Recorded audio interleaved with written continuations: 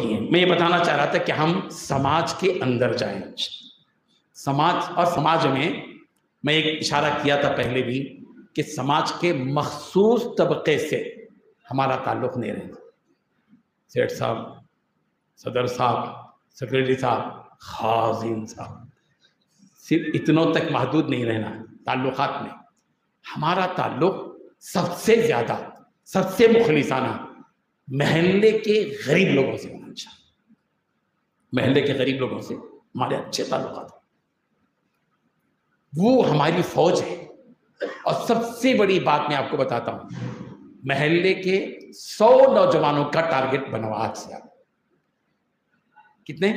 100 نوجوانوں کا نام، انہوں کیا کام کرتے، اس کا پورا خاکہ اور ان کی زندگی کیسی ہے، پورا ورک آؤٹ کر کے ان کے پورے موبائل نمبرات رکھ کے 100 نوجوانوں کی ٹیم آپ کے پاس رہنا.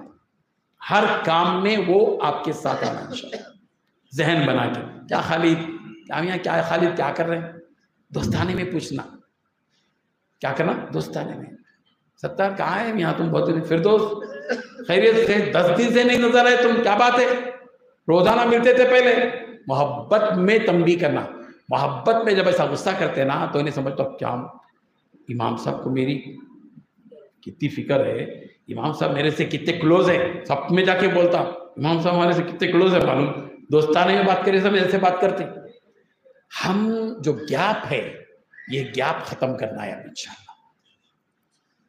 ہمارے نبی، ایک مثال دیتا ہوں میں آپ کو. پیغمبر بیٹھے ہوئے ہیں، ایک صحابی آئے، پیغمبر سے مصافحہ کیا.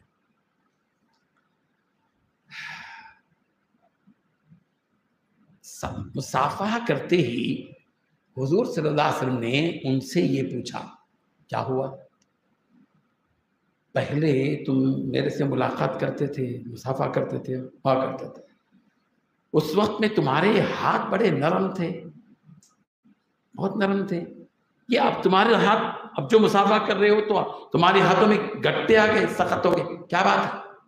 فکر دیکھیے ایک نبی کو، جس طرح نبی کو اپنی امت کے ایک ادنا آدمی سے محبت ہے، ہمارے محلے کے عام مقتدیوں سے ہماری بھی ویسے ہی محبت ہو. پیغمبر سے انہوں نے اپنی بیپتا سنانی شروع کی. پیغمبر، بات یہ ہوئی کہ مجھے میری غربت نے اس قدر مجبور کیا کہ مجھے جنگل سے لکڑیاں کاٹنا پڑا اور بازار میں بیچنا پڑا. لکڑیاں کاٹتے کاٹتے میرے ہاتھوں میں گٹے آ گئے. ہمارے نبی نے نہیں فرمایا آئندہ میرے سے مصافحہ نہیں کرنا، میں پورے نرم ہاتھوں سے مصافحہ کرتا ہوں، نہیں فرمایا. عملی طور پر سرکار نے وہ دونوں ہاتھوں کو لے کر لبوں سے لگا کر چھو دیا. اللہم صلی علی سیدنا. عجیب معاملہ، کتنی بڑی حوصلہ افزائی ہے. ہم بڑوں کو ہی بڑا بناتے، چھوٹوں کو بڑا نہیں بناتے. چھوٹے تم لوگ وہیں رہو گے. کتنا بڑا اعزاز ہے نبی کا. یہ جو ایوارڈ دیتے ہیں نا، یہ مسابقہ ہوا، یہ کیا ہے؟ یہ نبی کی سنتیں ہیں صاحب. یہ چیزیں مانا رکھتی ہیں بعد میں. یہ جس صحابی کو سرکار نے کیا، میں آپ کو بتانا چاہتا ہوں کہ جو صحابی آئے تھے سرکار کے پاس، ان کی حیثیت کو آپ اور ہم سمجھ رہے ہیں نا کہ وہ اتنے مالدار نہیں تھے، عبد الرحمن ابن عوف نہیں تھے، عثمان غنی نہیں تھے، بلکہ ایک عام صحابی تھے. عام کا لفظ استعمال اس لیے کر رہا ہوں، ادنا نہیں بولا میں، اس لیے کہ کوئی بھی صحابی ادنا نہیں ہوتا، ہر صحابی اعلیٰ ہوتا ہے.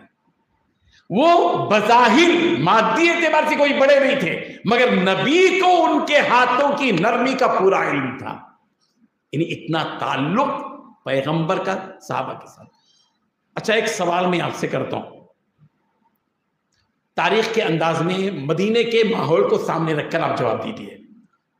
کیا حضور صلی اللہ علیہ وسلم مدینہ ہجرت کرنے کے بعد 8 سال ہوئے، فتح مکہ ہوا، 10,000 کا لشکر تھا. ظاہر ہے کہ جب لشکر ہی میں 10,000 تھے تو مدینے میں کتنے ہزار تھے ہوں گے پورے. اتنے سارے صحابہ تھے. میں آپ سے سوال کرتا ہوں کہ کوئی ایسا صحابی مدینے میں نبی کے زمانے میں ایسا تھا جس کو نبی نہیں جانتے تھے؟